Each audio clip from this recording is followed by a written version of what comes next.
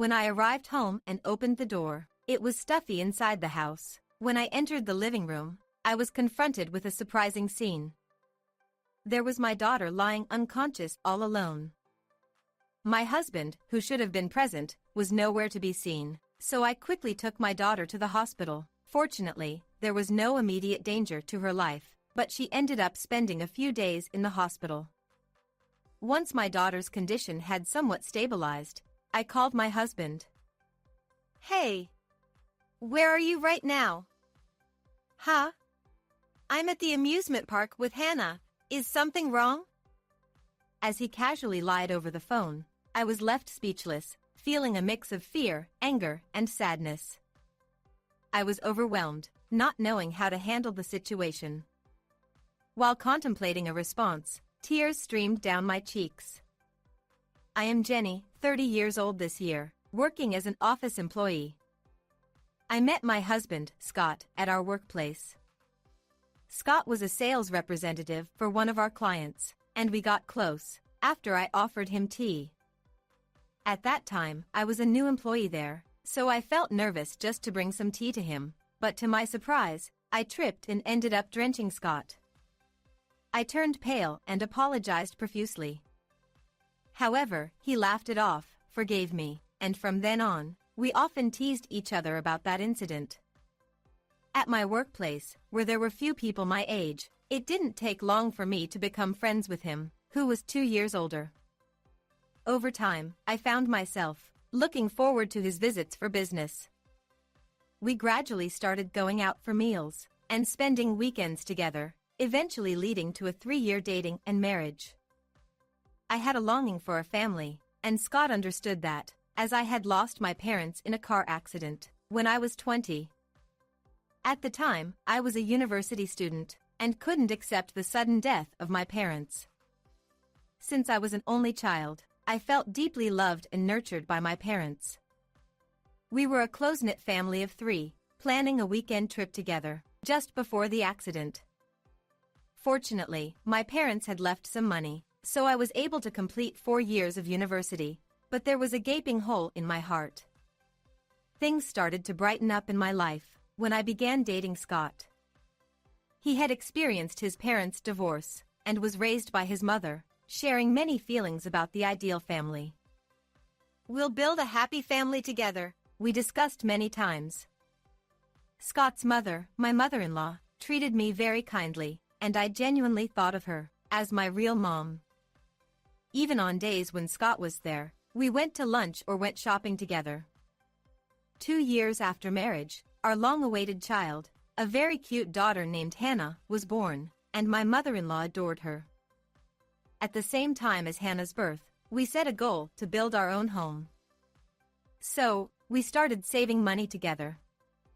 I was full of motivation, working towards our goal, but Scott's sudden actions surprised me. A few days after setting the goal, an event occurred. After finishing work and preparing dinner at home, Scott returned. I'm home. Hi. I'm cooking dinner, so could you please give Hannah a bath? Normally, he would respond with, okay, but this time, he said nothing. Concerned, I looked up. He stood there, with a serious expression. Hey, isn't that a bit shocking? I quit my job. I couldn't believe my ears at his words and asked, What? What did you say? I said I quit my job. Couldn't you hear from this distance? Scott laughed as he corrected himself, but I couldn't find it amusing at all. What? What's going on? His words made it impossible for me to focus on making dinner. I wonder what Scott is talking about. Despite our recent discussion about building our own home, what on earth does he mean by quitting his job? In our recent discussion, I realized that, with my current salary, buying a home would be impossible. So, I thought about changing jobs, Scott said with a nonchalant attitude. It seems he really quit his job, not as a prank. Why did you quit without consulting me? You could have at least talked to me about it, I said, gradually getting more irritated. unintentionally adopting a stronger tone. Don't get so worked up. I've been thinking about changing jobs for a while, and the timing just happened to be now, Scott said casually. Even though I manage our finances, I wanted to know what made him decide to change jobs, and how he planned to do it. However, once Scott makes up his mind, there's no changing it, so I gave up on saying more. In my mind, I'm desperately calculating the remaining balance in our savings and this month's budget. It's not like I haven't thought about it. I'm considering places with a higher annual income than my current job, and having more days off is also better, right? I'm looking for a job right now, so please wait a little longer, he added. Fine, I said. If he has thought things and taken an action, I have no choice but to trust him. I nodded slightly while saying this. However, he showed no signs of urgency, and there was no indication that he had started looking for a job. I'm the one covering all the living expenses, while he is job hunting. Although I wished he could at least help with household chores and picking up Hannah from daycare, there was no sign of him doing anything, and my burden kept increasing. Hey, at least help with things around the house, while you're not working, I said to Scott, who was relaxing in the living room after I came back from work. The room is messy, dishes are left as they are, and the laundry is piling up. Seeing the state of the house, something inside me snapped. Okay, I'll do it. No need to get so angry, he replied. What's with that attitude? It's been a while since you quit, and you still show no intention of working, or doing anything around the house or for Hannah. I don't think anyone would stay calm in this situation. I expressed my frustration as I watched Scott casually respond with a dismissive, okay. Lately, I've been getting irritated with him, leading to constant arguments. Huh?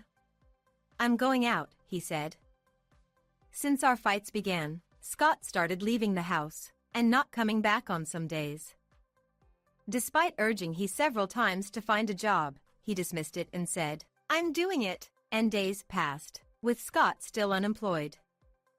One day, I had an unexpected business trip, and asked him to take care of things at home. The trip ended sooner than expected, so I took a half-day off and decided to return home in the early afternoon. My usual commute times were getting cooler, but this midday return was unexpectedly hot, and I found myself sweating. I took off my jacket and hurried home. Upon opening the door, I felt hot air inside. Entering the living room, I was met with a shocking sight. Hannah was lying there alone. Scott, who was supposed to be taking care of her, was nowhere to be found, so I rushed Hannah to the hospital. Luckily, there were no life-threatening issues, but she had to stay in the hospital for a few days. After Hannah's condition somewhat stabilized, I called Scott. Hello. Where are you right now? Huh? I'm at the amusement park with Hannah. Is something wrong? He calmly lied over the phone, leaving me speechless, and even feeling a sense of fear. Hey, is something wrong? Scott asked me because I didn't answer. But through the phone, I could clearly hear a woman's laughter in the background. Scott seemed oblivious. Faced with fear, I became a mess of anger and sadness, not knowing what to do. As I hesitated to react, tears streamed down my cheeks, and I ended the call. There were several more missed calls from him, but I couldn't bring myself to answer. Overwhelmed by information and in a daze for a while, I finally began to think about the current situation. Regardless of the temporary nature of Hannah's hospitalization, I had to deal with Scott's suspected infidelity. Leaving Hannah alone at home was unacceptable, but if infidelity was the cause, I would have to deal with it accordingly. The more calmly I thought about it, the more anger welled up, rather than sadness. While I worked hard, Scott might have been preoccupied with an affair. Trying to find proof, I checked Scott's social media, and my suspicion of infidelity became a certainty. In his posts, there were glimpses of a woman, with reflections of nudity in windows and other places. How did I not notice this until now? It was strange, and I realized how desperate I was to support the household. After that, I decided to return home once to prepare Hannah's hospital necessities and hospital expenses. Of course, there was no sign of Scott. As I casually checked my bank book to prepare for the hospital expenses, I noticed that money had been withdrawn from the savings account for our home. Most likely, the unemployed Scott had been using money from the home savings account without my knowledge. At this point, I decided to end things with my husband and opted for a divorce. I packed the bare essentials and left the house. Before returning to the hospital, I stopped by my mother-in-law's house to discuss the situation with him. Welcome. It must have been tough. She greeted me with a smile, having contacted her in advance. I have something to discuss with you about your son, I said, sensing a different atmosphere than usual. She moved to the living room, and I shared the entire history of my husband with her. Is that really true? That our son would do something like that? My mother-in-law seemed very surprised and somewhat skeptical. After saying that, my mother-in-law fell silent, but suddenly took out her phone and started making a call. I want to believe in my son, but when I see your expression, I can't believe it's a lie. I'll call and ask. It seems like she is planning to ask Scott directly. Hello? Mom, what's going on all of a sudden? I felt irritated, just hearing Scott's nonchalant voice over the phone. I was thinking of coming to visit now. Just wanted to check if you're at home, she teased Scott. I wondered how Scott would respond. I felt my heart pounding so loudly that I could hear it. Hannah and I are at the amusement park right now. Let's do it another time, Scott said and abruptly hung up the phone. She trembled quietly. Unforgivable. What is he thinking? I can't believe it. Jenny, I 100% believe you. You and Hannah can stay here, she said. Thank you. From then on, without saying anything to Scott, I decided to stay at her house. Hannah was safely discharged from the hospital and initially bewildered. She seemed happy living with her grandmother. Scott seems to have contacted my mother-in-law about our sudden disappearance with Hannah, but she's pretending not to know. While Scott did reach out to me, I refused to respond until I was ready. Several weeks had passed since we stayed at my mother-in-law's house. Hey! What's going on here? Scott suddenly barged in, while my mother-in-law, Hannah, and I were having a meal. He held a paper with the word divorce written on it, and thrust it towards me. It's exactly what it looks like, I calmly told Scott, and instructed Hannah to go to another room. Why the sudden divorce? I don't get it. I thought you disappeared from home. And here you are. Scott was visibly angry. Did Mom know about this and keep quiet? Besides, I can't use the bank account anymore. How am I, an unemployed guy, supposed to live? Why are you even mad? It's just what you deserve. I handed Scott another document. As Scott read through it, his expression gradually turned pale. What is this? That's my line, I replied. I had hired a private investigator to look into Scott's affair. Even after we left, Scott had been meeting his affair partner frequently. Therefore, the investigation concluded quickly, and the detailed report I received made everything clear. Moreover, it's not just about the affair. On the day I asked you to take care of Hannah, she collapsed from heatstroke inside the house. It was tough until she was hospitalized. The amusement park story was a big lie. You even lied to your own mother. Don't bring up old stories now. When is this from? You also let my mother lie to me. Scott, perhaps realizing his affair was exposed, retorted aggressively. Faced with his irredeemable attitude, I sighed in exasperation. Sigh. Besides, I closed the account because you had been misusing the money I worked so hard to save. I'm in the middle of job hunting, it's inevitable. How can I live without money? Whose mouth is saying such a thing? It's already beyond discussion. You were misusing the money I desperately worked to save for your affair. I can't live with you anymore, Scott. We're getting a divorce. What? You're being too selfish. How am I supposed to live? Enough of this. My mother-in-law, who had been silent until then, shouted at Scott. If you heard everything, stop making excuses and justifying yourself. It's embarrassing beyond belief. Admit what you've done and reflect on it. If you don't value your family, you can't continue a marriage. Quietly step back.